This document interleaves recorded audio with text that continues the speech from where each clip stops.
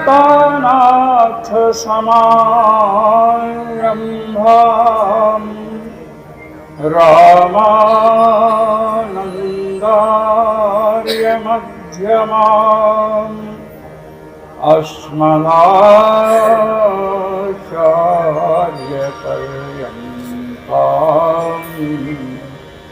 वन्दे गुरु परम्पराम्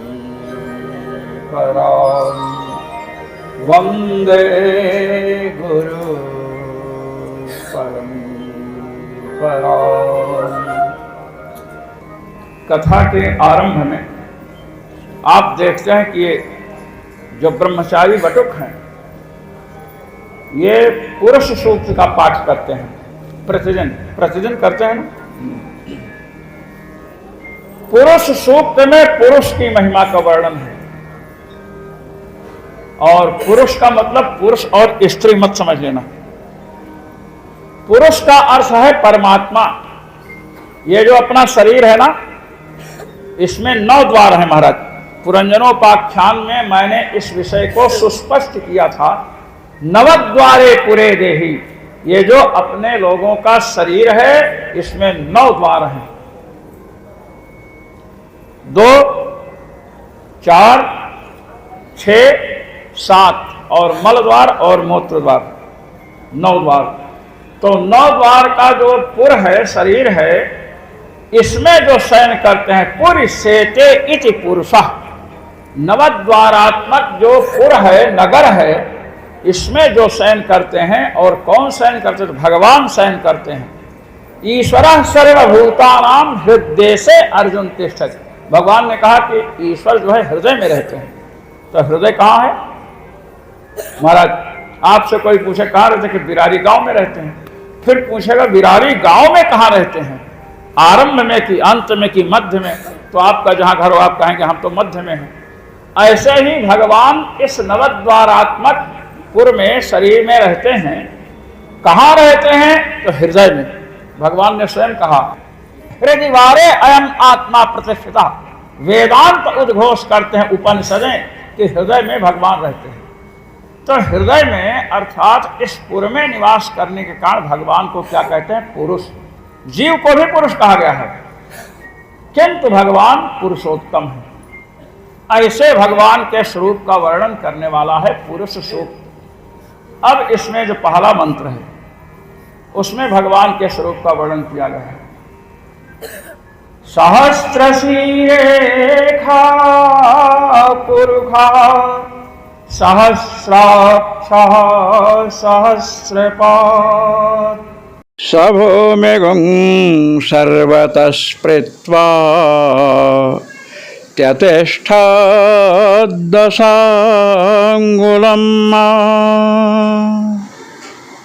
देखिए पुरुष का जो वर्णन है वेद में द्वितीयांत में गुण लगाते हैं। सा भूमिम सर्वतः स्पृत्वा त्यतिष्ठद्दशाङ्गुलम्। भगवान कैसे हैं? तो सहस्र शीरेखा, सहस्र शीर्षा, भगवान के सहस्र शीर है। सहस्र माने 1000। अब आप गिनते जाइए। सहस्र शीर्षा पुरुषः, परमात्मा के सहस्र, सहस्र माने 1000। अच्छा, आपके एक सिर है तो एक सिर में कितनी आंखें हैं? 2। और किसी की आंख एक हो तो वो नहीं, सामान्यतः मैं कह रहा हूं एक सिर वाले को 2 आंख होती है। तो जब भगवान के एक सिर 1000 सिर हैं तो नेत्र कितने होने चाहिए? 2000 होने चाहिए। तो कहते हैं कि सहस्र शीर्षा पुरुषा, फिर कहे सहस्राक्ष, भगवान के नेत्र भी 1000 है। अब एक सिर वाले को अगर एक नेत्र होते हैं तो आप लोग क्या कहते हैं? मनुष्य जो एक सिर वाला है उसके एक ही आंख हो तो आप क्या कहेंगे उसको? काना कहेंगे ना। तो भगवान के 1000 सिर और नेत्र कितने? 1000, मतलब भगवान काना है। अब ये वेद का अर्थ हम कर रहे हैं। सहस्र शीर्षा पुरुषा सहस्राक्ष। अच्छा, एक सिर वाले को कम से कम कितने पैर होते हैं? आप जानते हैं 2 पैर तो होते हैं। तो भगवान के जब 1000 सिर हैं तो पैर चरण कितने होना चाहिए? 2000। वेद भगवान पुरुष सूक्त में कहा जा रहा है सहस्रपात, 1000 पैर है। 1000 पैर, एक सिर वाले को एक ही पैर हो तो क्या कहेंगे आप? लंगड़ा कहेंगे, पंगु कहेंगे, जो भी कहना कह लीजिए। तो इसके अनुसार तो परमात्मा काना है और परमात्मा क्या है? लंगड़ा है। उससे अच्छे तो आप काने नहीं हो, आप लंगड़े नहीं। ठीक, अब परमात्मा रहता कहां है? सभूमिगुं सर्वतः स्पृत्वा। सामान्य वह परमात्मा भूमिं सर्वतः स्पृत्वा, वह परमात्मा संपूर्ण भूमंडल का स्पर्श करते हुए रह रहा है। जब संपूर्ण भूमंडल का जो स्पर्श कर सकता है उसके लिए रहने की जगह कितनी बताए? 10 अंगुलम, 10 अंगुल में रहता है। बताओ, संपूर्ण पृथ्वी का स्पर्श करने वाला 10 अंगुल में रह सकता है? एक चूहा भी नहीं रहता 10 अंगुल में, उसके लिए भी जगह चाहिए। महाराज, चूहेदानी में फंसाते हैं, चूहेदानी छोटी हुई तो पूंछ दब जाती बेचारी। 10 अंगुल में रहना, जिसके 1000 सिर है और पुरुष है, 1000 सिर है, 1000 आंख है, 1000 चरण है, और रहता कितने में है? 10 अंगुल में। बताइए, ये है वेदों का वर्णन। अब वेदार्थ करने के लिए केवल व्याकरण ही नहीं, व्याकरण के साथ न्याय दर्शन, पूर्व मीमांसा, उत्तर मीमांसा, सांख्य योग, इन सब दर्शनों का परिज्ञान होना चाहिए। अब ये समस्या तो खड़ी हुई। तब जो आया है सहस्र शब्द आया है और दशांगुलम में 10 शब्द आया है, इसका अर्थ बतलाया गया कि सुनो, लोक में, संसार में सहस्र शब्द का अर्थ 1000 होता है, इसमें कोई संदेह नहीं, और 10 का अर्थ 10 होता है, सब जानते हैं। किंतु शास्त्रों में इसके कुछ अर्थ और भी हैं, ये बता रहे हैं। 10 शतम सहस्रम च सर्वमानंत्यवाचकम। हमारे शास्त्र में 10 शब्द, सहस्र शब्द और 100 शब्द, ये अनंत के भी वाचक है, अनंत के वाचक हैं। तो शास्त्र शीर्षा पुरुषा का अर्थ 1000 सिर है ये नहीं, अनंत सिर है भगवान के, जिनका अंत नहीं पा सकते हैं आप गिनते हुए। सहस्राक्ष, भगवान के अनंत नेत्र हैं। 1000 अर्थ करोगे तब न गड़बड़ होगा। भगवान ने गीता में कहा अनंत बाहुदर वक्त्र नेत्रम, अनंत शब्द कहा गया। भगवान के अनंत बाहु हैं, भुजाएं हैं, अनंत उदर है, अनंत नेत्र हैं। तो भगवत गीता को और पुरुष सूक्त को मिलाइए। भगवान के अनंत सिर हैं, भगवान के अनंत नेत्र हैं, और भगवान के अनंत चरण हैं, और 10 अंगुल में रहते हैं। 10 का भी अर्थ क्या बतलाया? अनंत।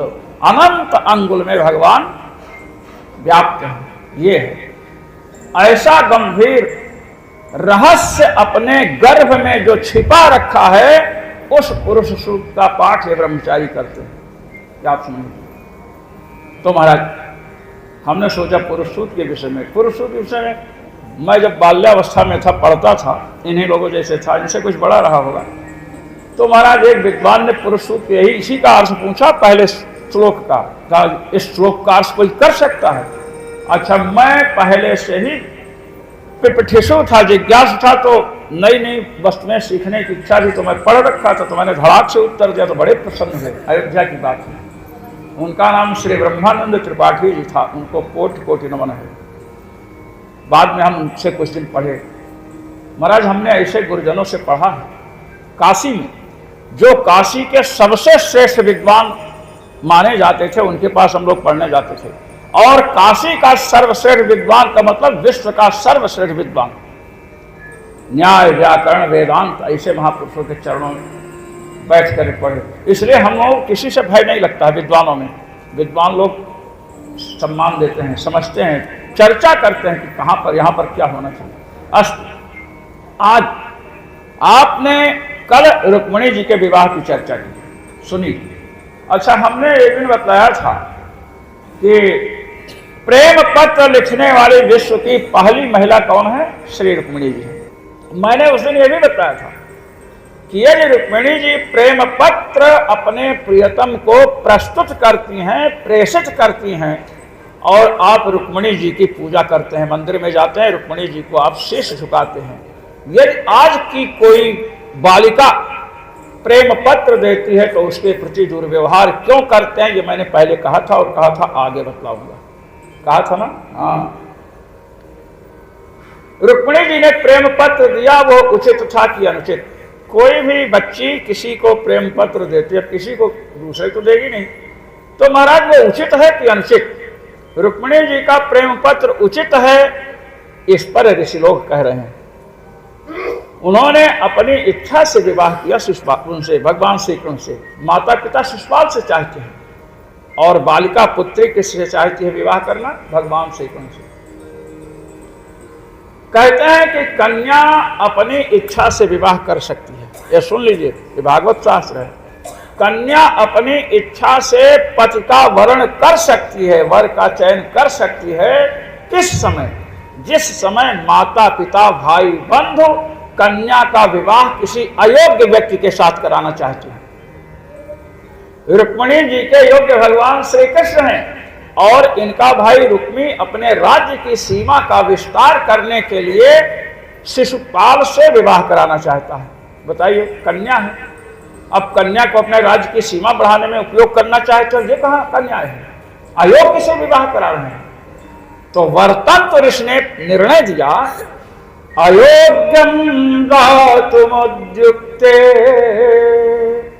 पित्रादौ कन्यका स्वयं योग्यम पतिं प्रगृह्णीत न च सा दोषभागी। माता पिता भाई बंधु अयोग्यम दातुम उद्युक्ते, अयोग्य व्यक्ति के साथ कन्या का विवाह करने के लिए उद्युक्त माने तैयार हों। कौन? पित्रादि, पिता माता भाई बंधु। उस समय कन्या का कर्तव्य क्या है? योग्यम पतिम प्रवीणमेत, योग्य पति का वर्ण करे, जो उसके योग्य हो।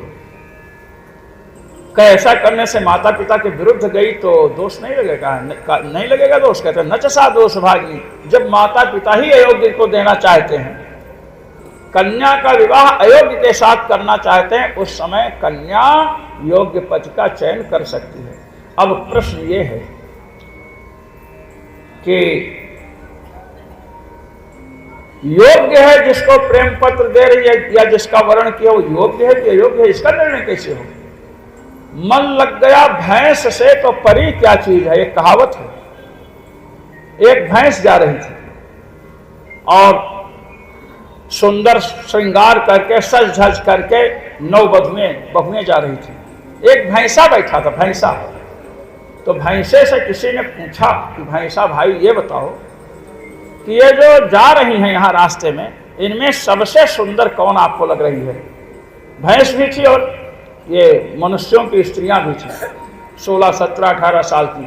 तो भैंसे ने कहा कि ये जो 2 पैर वाली हैं इनमें तो कोई देखने लायक है ही नहीं, ये जो आगे 4 पैर वाली काली काली जा रही ना, यही इसमें जो है सबसे सुंदरी है, चंद्रमुखी है।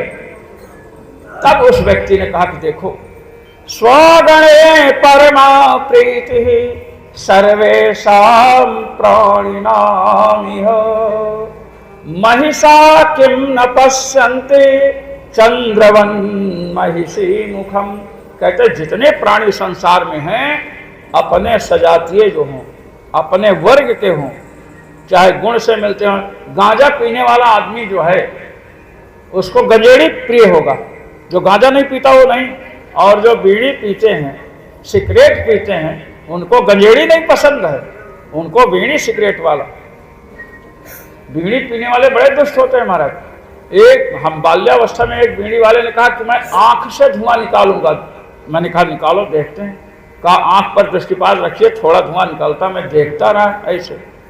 उसने नीचे से बीड़ी ले जा करके मेरे पैर में लगा दिया और वह जब उछला, कहा देखिए धुआं निकल गया। ये है बीड़ी वालों की करतूत। तो महाराज गजेड़ी को भंगेड़ी नहीं अच्छा लगेगा, गजेड़ी अच्छा लगेगा, शराबी को शराबी अच्छा लगता है। अपने गण में सबकी प्रीति होती है, इसलिए भैंसा को कौन अच्छा लगता है? भैंस, चंद्रमुखी स्त्रियां नहीं।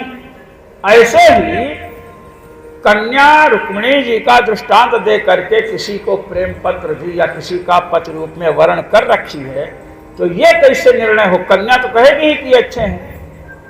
कन्या क्या कहेगी? हमारा अब्दुल्ला दूसरों जैसा नहीं है। ये समझ है ना? हमने जिसका वर्ण किया है। अब रुक्मिणी जी के लिए भी यही प्रश्न है। रुक्मिणी जी को भगवान कृष्ण अच्छे लगते हैं, भगवान कृष्ण अच्छे हैं कि नहीं? कन्या जिसको चाहते हैं वह अच्छा है कि नहीं? इसमें न तो माता पिता प्रमाण और न कन्या प्रमाण। जो अड़ोस पड़ोस वाले हैं वही प्रमाण है। अड़ोस पड़ोस वालों को कुछ नहीं लेना देना है। कन्या आसक्ति है, कन्या की आसक्ति है, माता पिता का विद्वेष है। भगवान श्री कृष्ण जब विदर्भ देश में पधारे तो जितने स्त्री पुरुष देख रहे महाराज राज्य के, सब कहते कि यही श्री कृष्ण रुक्मिणी के योग्य वर हैं। राज्य के नागरिकों ने प्रमाणित किया। ऐसे ही कन्या यदि किसी को प्रेम पत्र देती है, वो तो कहेगी ये सबसे अच्छा है, वो प्रमाण नहीं है।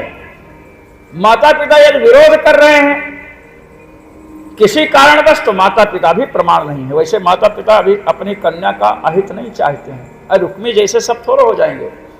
तो जो आसपास के लोग हैं उनसे निर्णय लेना चाहिए कि कन्या के योग्य ये है कि नहीं, और कन्या को मानना चाहिए। तो अयोग्य वर के साथ विवाह करने पर वो अपने मन के अनुकूल पति का चयन कर सकती है। मैंने एक दिन और बताया था कि दिति ने कश्यप जी से कहा कि हम 13 बहनों का विवाह आपके साथ हुआ, तो विवाह करने के पहले हमारे पिता प्रजापति दक्ष ने हम बहनों से पूछा था कि तुमने किसी को पति रूप में वर्ण तो नहीं कर रखा है, किसी को पति रूप में मान तो नहीं रखी हो, चाहती तो नहीं हो, तो हम 13 बहनों ने आपका नाम लिया था। अब इस कथा से, ये कथा केवल पाप नाश करने के लिए नहीं है। अब कितना पाप किए हो आप लोग जिसका नाश कथा करती रहे। नाश करने के लिए, भाई पाप का नाश करने के लिए पाप होना चाहिए कि नहीं? एक पन्ना है ये, अगर इस पन्ने को आप फाड़ना चाहते हैं और पन्ना आपसे हमने छीन लिया तो आप फाड़ सकोगे? नहीं। किसी भी वस्तु का नाश, जैसे घड़े को आप फोड़ेंगे किससे? डंडे से, डंडा मार करके, पत्थर मारकर फोड़ेंगे। तो घड़ा के फूटने में जैसे पत्थर कारण है, वैसे घड़ा भी कारण है। घड़ा को हटा दिया, क्या फोड़ेंगे? तो नाश के प्रति जिस वस्तु का नाश करते हैं वह वस्तु ही कारण होती है। कथा सुने पाप नष्ट हो गया, अब तो पाप है नहीं, किसके लिए आप कथा सुनेंगे? तो कथा सुनते हैं, हमारे जीवन में जो विसंगतियां आती हैं, समस्याएं आती हैं, उनके समाधान की शिक्षा कथा से मिलती है। तो दिति जी ने अपने वक्तव्य से यह बतलाया हम लोगों को कि विवाह के पूर्व पिता का कर्तव्य है कि कन्या की मन की भावना समझे, पूछे उससे, उसके बाद विचार करे। ये नहीं कि कन्या के मन की भावना आ गई समझ में, धड़ाक से विवाह कर दिया, ऐसा नहीं। कन्या ने कह दिया, अब आप विचार कीजिए कि कन्या के योग्य वर है कि नहीं। ये नहीं कि तुरंत विवाह कर दे, नहीं, उस पर विचार कीजिए। और कन्या को भी विचार करना चाहिए कि हमारे माता पिता हमारे शत्रु नहीं हैं, इन्होंने हमको पाला पोसा है, पढ़ाया लिखाया है। तो महाराज ये है, श्री रुक्मिणी जी के साथ विवाह हुआ। महाराज लोगों का एक ही विवाह होता है तो परेशान हो जाते हैं। भगवान श्री कृष्ण का जब एक विवाह हुआ तो विवाह की लाइन लग गई। महाराज एक सत्राजित हैं और सत्राजित भगवान सूर्य के भक्त हैं, सूर्योपास्थान कर रहे थे। ये ब्राह्मण, क्षत्रिय और वैश्य 3 जाति के जो लोग हैं, इनका उपनयन यज्ञोपवीत होता है, जनेऊ। और मैंने पहले भी बताया था कि 8 वर्ष की अवस्था में ब्राह्मण बालक का 11 वर्ष की अवस्था में क्षत्रिय बालक का और 12 वर्ष की अवस्था में वैश्य वनिया के बालक का उपनयन यज्ञोपवीत संस्कार होना चाहिए। अब यज्ञोपवीत होने के बाद हमको नित्य कर्म में क्या करना चाहिए? स्नान करके आए तो सूर्यार्घ्य दिए। सूर्यार्घ्य, यहाँ बच्चों में एक बच्चा ऐसा है जो सबसे पहले नहाता है, क्या नाम है उसका? व्यवस्थापक, नया व्यवस्थापक, सबसे छोटा, सात्विक कहीं होगा, सबसे पहले महाराज नहाता है। आवाज सूचना मिली कि नंग धड़ंग नहा रहा था यहाँ, लड़कों ने बोला, हमने पूछा कैसे, ये कैसे कहे? मम्मा ने कहा था, इनका नाम नहीं है। तो महाराज बच्चे जो हैं उनको जैसी आप शिक्षा देंगे, प्रातः काल स्नान करने का अपने नहाता है, ये भी बताऊं, किसी की प्रतीक्षा नहीं, केवल वस्त्र चाहिए तो मां से कहेगा हमें वस्त्र। तो ऐसे बच्चे, तो महाराज सबसे बड़ी बात यह है कि जब 8 वर्ष के बालकों का यज्ञोपवीत संस्कार होगा तो यज्ञोपवीत संस्कार जब होता है तो उसी समय कुछ शिक्षाएं दी जाती हैं। मातृदेवो भव, माता को देवता के समान समझो। पितृदेवो भव, पिता को देवता के समान समझो। आचार्य देवो भव, अपने शिक्षक को देवता के समान समझो। अतिथि देवो भव, अतिथि को देवता के समान समझो। अब यज्ञोपवीत संस्कार है नहीं तो माता को देवता कैसे समझेंगे? मेरे सामने एक ने कहा कि अपने पति को परमेश्वर समझो, देवता समझो, तो पत्नी ने कहा जब ये देवता है तो हम देवी हैं, और उनका लड़का सामने था, वो कहा तो हम देवपुत्र हैं। ये मेरे सामने बात। तो महाराज यज्ञोपवीत संस्कार होता है तो सूर्यार्घ्य, सूर्योपस्थान, भगवान सूर्य को अर्घ्य दीजिए।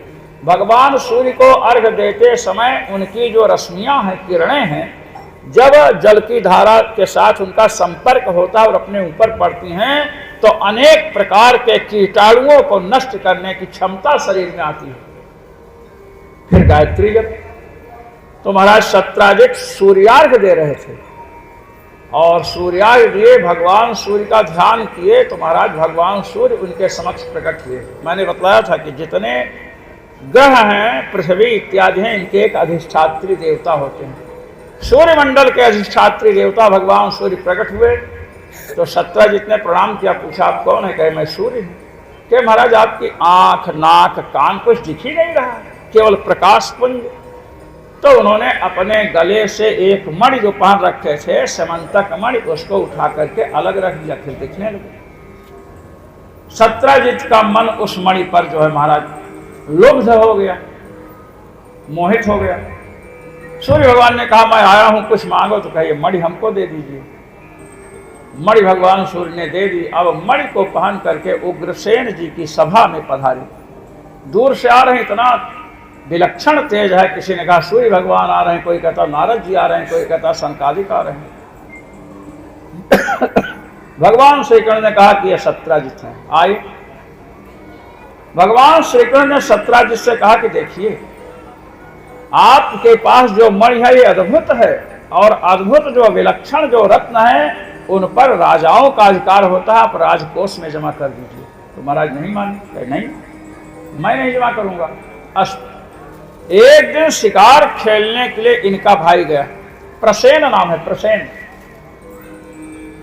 अब उसने क्या किया कि अपने भाई की मणि जो सत्राजित गले में पहनते थे बड़े भाई, उनकी मणि अपने गले में डाल लिया। पहले भी लोग जब अपने ससुराल जाते थे ना, अपनी धोती गंदी हो तो पड़ोसी की धोती मांग लेते थे। हमने स्वयं देखा है गांव में, और लोग शहर से देते थे महाराज। ये भी बात बताऊं, एक व्यक्ति महाराज अपने ससुराल जा रहा था, हॉस्टल में पढ़ता था लड़का, शादी हो गई थी, तो अपने मित्र से कहा कि ससुराल जा रहे हैं, आप भी चलिए हमारे ससुराल। कहे चलो। ससुराल का महाराज स्वागत ही विलक्षण होता है। दोनों पहुंचे। अब दूसरे दिन पड़ोस में जो व्यक्ति था उसने आमंत्रित किया कि आप तो हमारे गांव के दामाद हैं, आप दोनों आइए भोजन कीजिए। भोजन करने गए तो उसने, जिसकी ससुराल थी, उसने परिचय देना शुरू किया। इनका नाम देवेंद्र मिश्र है। वाह, और पढ़ने में बड़े तेज हैं, हमारे साथ पढ़ते हैं। हमने कहा ससुराल चलिए। आ नहीं रहे थे, कह रहे थे कि हमारा कुर्ता जो है फट गया है। तो हमने कहा कि हमारा कुर्ता पहन लीजिए, मेरा कुर्ता पहन करके आए। अब सब लोग बहुत हंसे। लौट कर आए, मित्र ने कहा कि तुमको कुर्ता की बात कहने की क्या जरूरत थी कि हमारा ही कुर्ता पहन करके आए? अरे कहे अब नहीं कहेंगे। तीसरे दिन किसी ने और बुलाया, वहां गए तो वहां भी परिचय दिए, और परिचय देने के साथ कहते हैं ये अपना ही कुर्ता पहन करके आए हैं, ये अपना ही कुर्ता पहन करके आए हैं। तो सब हंसने लगे कि अब कोई दाल में काला है, ये कहने की क्या जरूरत है, अपना ही कुर्ता पहन करके आए हैं। मित्र ने फिर डांटा बाद में, घर में आने पर कहा क्या यार तुम कुर्ता की बात लगाते हो? क्या अच्छा आप नहीं कहेंगे। फिर महाराज चौथे दिन किसी ने बुलाया तो वहां गए, वहां परिचय दिए। परिचय देने के बाद कहते हैं कि हम इनके कुर्ता के विषय में नहीं बताएंगे कुछ। अब लोग बड़े हंसे। तो कथन का तात्पर्य है कि किसी की वस्तु धारण करके जाने की परंपरा बहुत पुरानी है। प्रसेन ने अपने भाई सत्राजित की मणि को पहन लिया, शिकार खेलने गए, एक सिंह ने, सिंह देखिए सबसे बड़ी बात है अपने हिंदी भाषी लोगों की, सिंह लिखते हा लिखते हैं, और स्पेलिंग इंग्लिश में SINGH लिखते हैं कि नहीं? सिंह की स्पेलिंग SINGH लिखते हैं, खा लिखेंगे सिंह और बोलते क्या है सिंह। ये भाषा की कमजोरी है। लोग पढ़ाते हैं काखा गाघा अंगा, पढ़ाते हैं ना, आप पढ़े हो कि नहीं? काखा गाघा अंगा पढ़ाते हैं ना? हाँ, काखा गाघा अंगा चैतू बड़े नंगा। काखा गाघा अंगा गलत है, काखा गाघा ना। और जब आप आगे बढ़ेंगे बताते हैं टाठा डाढ़ा अणा, मुन्ना पहरे कणा। टाठा डाढ़ा अणा नहीं है, टाठा डाढ़ा ना ये है। महाराज योग्य गुरु से जब संपर्क होता है तब बातों का ज्ञान होता है। हमारे गुरु जी थे श्री वेद प्रकाश द्विवेदी जी, वो हम लोगों को बताया कि ये सब गड़बड़ियां चल रही हैं अपने यहाँ। अस्त चर्चा चल रही है कि प्रसेन को सिंह ने देखा, शेर ने देखा, और जब मणि चमचमाती दिखाई पड़ी तो पकड़ करके उनको मार डाला, घोड़े को ही मार दिया और मणि लेकर के चला, उसने भी अपने गले में डाला। जब आगे गया तो एक गुफा थी, और उस गुफा के दरवाजे पर, माने गुफा जिसमें जहां से प्रवेश करते थे, वहां जामवंत जी बैठे थे, जाम्बवान। जामवंत जी ने देखा शेर को कि मणि है, तो शेर को पकड़ा, एक ही झापड़ में शेर को मार डाला महाराज, क्योंकि ये बड़े बलवान थे, ब्रह्मा जी के अवतार मानते हैं। और मणि ले जा करके अपने पुत्र को दे दिया, जिसका नाम सुकुमारक था। इधर जब प्रसेन लौट करके नहीं आए तो महाराज सत्राजित ने भगवान को कलंक लगाया। उन्होंने कहा कि श्री कृष्ण ने मेरे भाई को मार करके मणि छीन ली है। भगवान को कलंक लगा महाराज। अब भगवान को कलंक क्यों लगा था? क्योंकि इन्होंने भादव मास के चतुर्थी के चंद्रमा का दर्शन किया था। भादव मास में शुक्ल पक्ष की चतुर्थी, चौथ के चंद्रमा का दर्शन कलंक लगाता है। भगवान ने कैसे दर्शन किया था? कोई पारात रखी थी, उसमें जल भरा था और उसमें उसकी छाया पड़ रही थी। चतुर्थी के चंद्रमा का दर्शन बड़ा निषिद्ध है। और आपको एक बात बताऊं,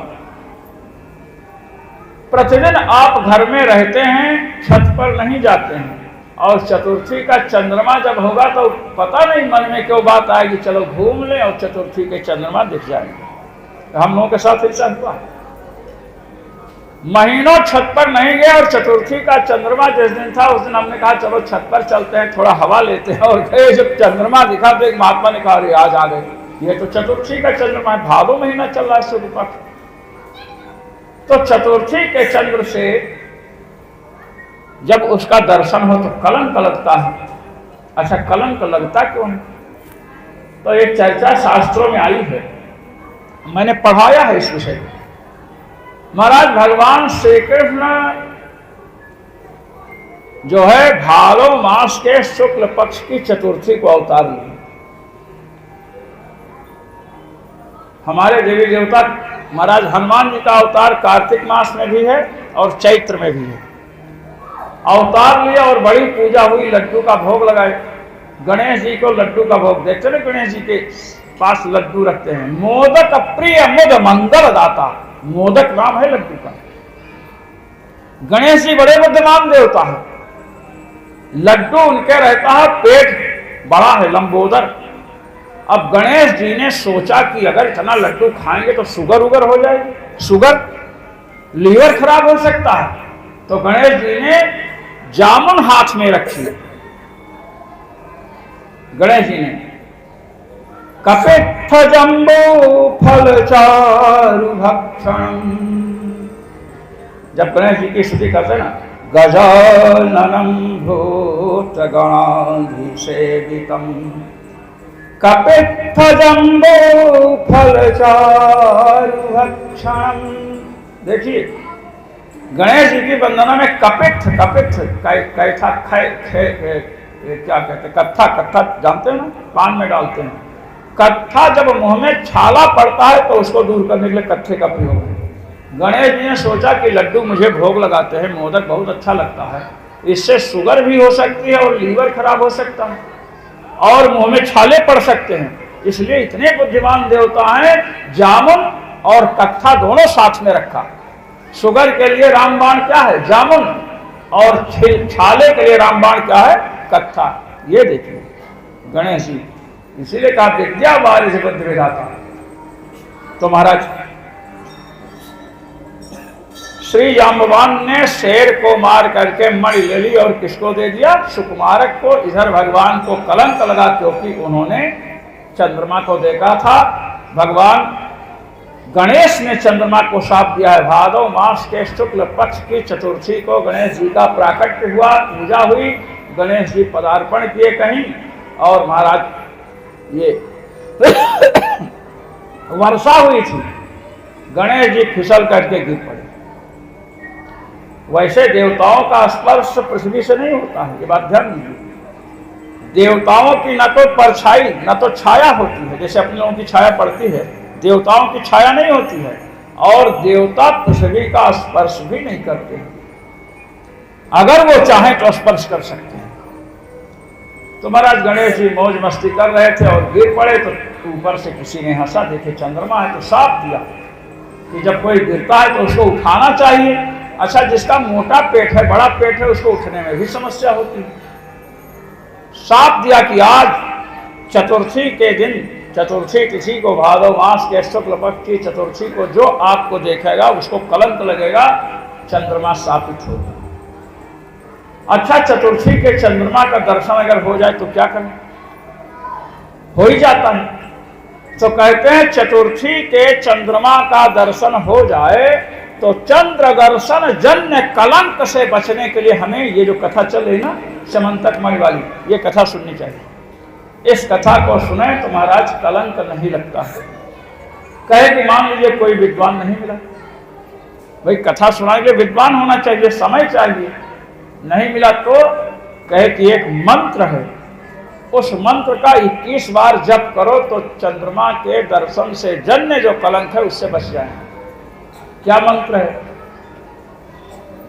सिंहो सिंहा प्रसेनवधि सिंहो जाम्बवता हता सुकुमारक मारोरिस तव हे समंतकः।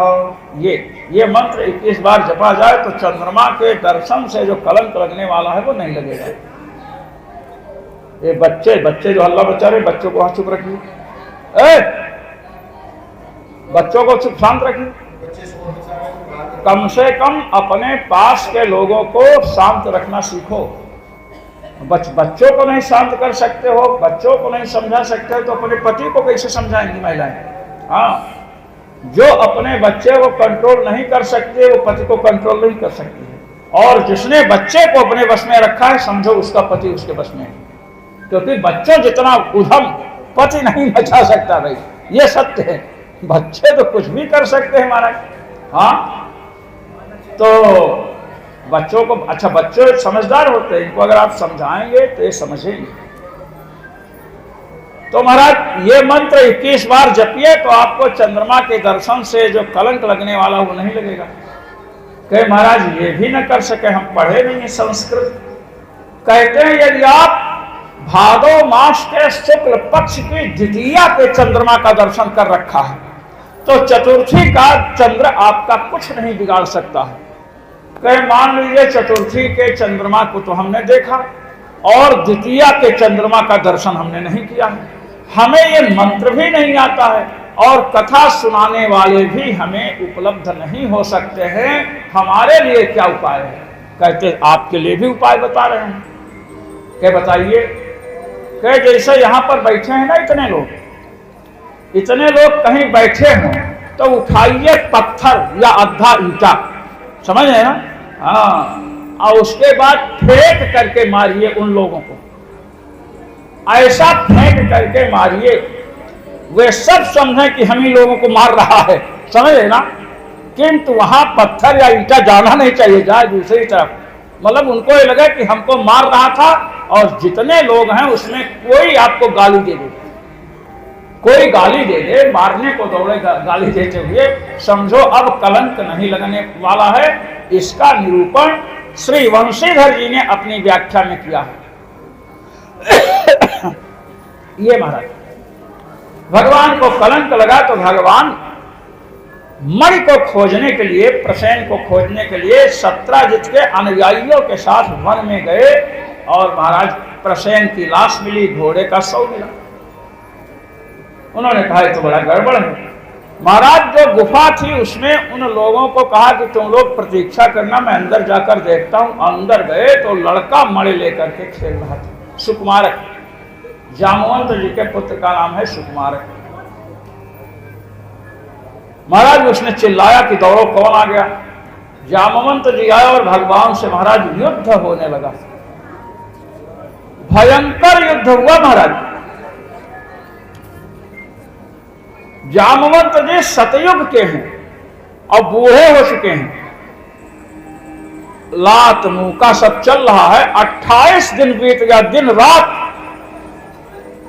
भगवान ने सोचा कि इस बुढ़े को हराना बड़ा मुश्किल है, हाँ, और ये तो रामावतार में हमारी बड़ी सेवा किया है, अब मैं कैसे कहूं कि मैं राम हूं?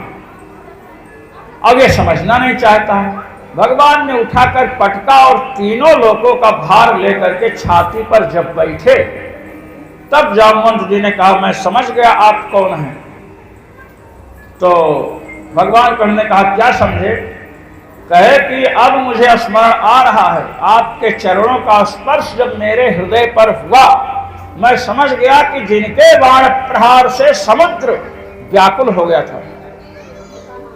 भगवान श्री राम ने समुद्र में हजारों बाण छोड़ा है महाराज, गोस्वामी जी ने तो केवल ब्रह्मास्त्र का निरूपण किया है, हजारों बाण छोड़े और जब अंतिम अस्त्र उठाए तब शरण में आया है।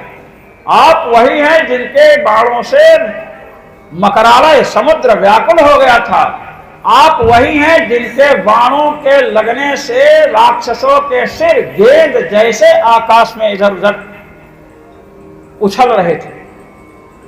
आप हमारे रघुनाथ जी हैं। भगवान श्री कृष्ण उतरे और कहे जामवंत जी बहुत 28 दिन लग गए आपको समझने में। जामवंत जी ने कहा तो भी मैं जल्दी समझा, आपको समझने में बड़े बड़े ऋषियों मुनियों को 28 दिन नहीं 28 जन्म लग जाते हैं तो भी आप समझ में नहीं आते हो। परमात्मा को समझना बड़ा कठिन है महाराज। तो आप पधारे हैं तो आपको मणि तो मैं दूंगा ही, और आप रामावतार में आपकी सेवा में था, कृष्णावतार में आप से लड़ बैठा, अब मैं भविष्य में लड़ना नहीं चाहता हूं। अरे कहे अब लड़ाई कहोगे? अरे कहे क्या ठिकाना आपका कोई दूसरा अवतार हो वही मैं भिड़ जाऊंगा आपसे। कहे तो लड़ाई ना हो इसका क्या उपाय? कहे मेरी बेटी है जाम्बवती, उसका विवाह मैं आपके साथ कर देता हूं। तो महाराज ससुर और दामाद में लड़ाई नहीं होती है। भगवान कृष्ण ने कहा कि तो अच्छी बात है। महाराज जाम्बवती जो इनकी कन्या है उनको विवाह कर दिया भगवान के साथ और मणि भी लौटा दिया। अब मणि लेकर के आए। उग्रसेन की सभा में जब समाचार सुनाया गया तो सत्राजित बड़े लज्जित हुए कि मैंने मिथ्या कलंक लगाया। भगवान ने परात के जल में चंद्रमा का प्रतिबिंब देखा था, भादो महीने के शुक्ल पक्ष की चतुर्थी का चंद्रमा। सत्राजित ने सोचा कि जैसे 28 दिन तक युद्ध करने के बाद अपने पश्चाताप को मिटाने के लिए जामवंत जी ने अपनी बेटी का विवाह कर दिया, मैं भी तो गलती ही किया हूं।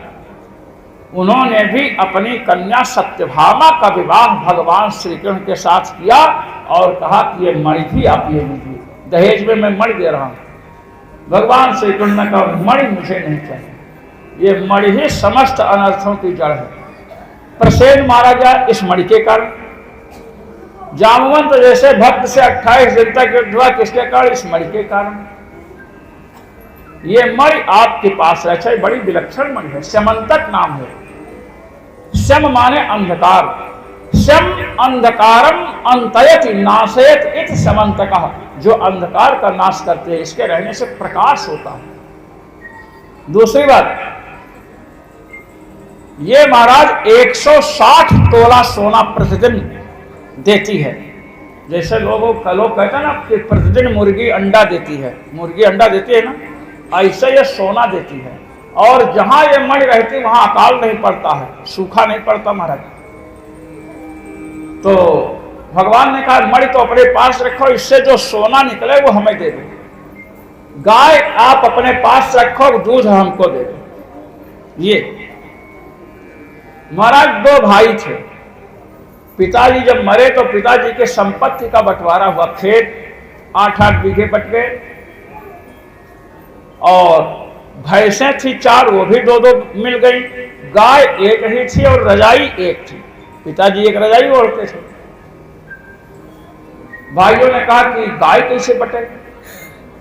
तो छोटा भाई बड़ा दुष्ट था, उसने कहा कि गाय को ऐसा कि आगे वाला भाग आप ले लो, बड़े भाई हो। भाई शरीर में सिर प्रधान होता है, उत्तमांग कहा गया है, तो आगे वाला भाग आप ले लीजिए, पीछे वाला भाग हम ले लेते हैं। कहे ठीक है। अब दिन भर चारा खिलावे कौन? बड़ा भाई। और दूध कौन दुहे?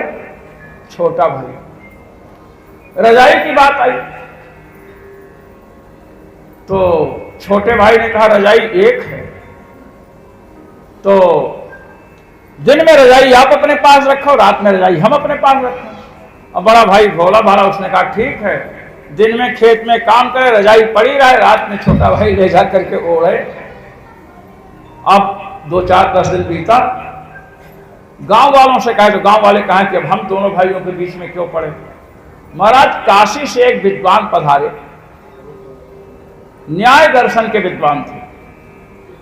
तो बड़े भाई ने रखा अपने यहां, तो उन्होंने कहा कि भाई हम गोदुग्ध लेते हैं, क्या गोदुग्ध आपके यहाँ उपलब्ध है? तो उसने कहा क्या करें महाराज, सेवा गाय की हम करते हैं, दूध हमारा भाई दूहता है, एक छटाक दूध हमको नहीं देता है। तो उन्होंने पूछा क्या बात है, तो सब घटना सुनाया। कहे कि ठीक है, आपके यहाँ हम 3-4 दिन रुकेंगे, कल गाय को चारा मत देना। अब चारा नहीं दिए, खाने पीने नहीं मिला, जब दूध दूहने लगे तो लात मारना शुरू किया गाय ने। 2-4 रात भाई को लगा और कहा कि ऐसा है भैया कि चारा देते हो तो आधा दूध तुम्हारा, आधा दूध हमारा। अब दूसरे दिन कहे कि ये बताओ, ये रजाई वो ले जाता है, आप दिन को रजाई रखते हो, क्या काम में आती है? कहे कि यही शर्त हुई है कि दिन में आप रखो, रात में हम। कहे तो दिन में आप कुछ भी कर सकते हो रजाई का? कहे हाँ, चाहे हम बिछावें चाहे वो है। अरे कहे बिछाने ओढ़ने समय कहाँ दिन में? ये जो सामने तालाब दिख रहा है ना, कहे हाँ। कहे इस तालाब में दिन भर रजाई रख दो पानी में। तो महाराज पानी में रजाई डुबो दिया और जब सूर्यास्त होने वाला था तो निकाल के रख दिया। छोटा भाई आया, रजाई देखा, रजाई में तो रुई में तो पानी भरा। कहे ये क्या हुआ? कहे दिन को ये रखते हैं बड़े भाई आपके, ये नहीं ओढ़ते हैं। जल में नारायण भगवान का निवास है। नारायण, नारह अयनम यश सह नारायण, जिसका जल ही निवास है। एक कछुए को बड़ी ठंडी लग रही थी, इन्होंने अपनी रजाई अपने जगह उसको ओढ़ने को दे दी। कल दूसरे कछुए के परिवार वालों को देनी है। अरे कहा ऐसा मत कीजिए, आप भी ओढ़ो हम भी ओढ़ें। ये समस्या का समाधान हुआ महाराज। तो सत्राजित से भगवान ने कहा कि मणि तो आप रखो अपने पास और उसका सोना हमको दिया करो। हो गया।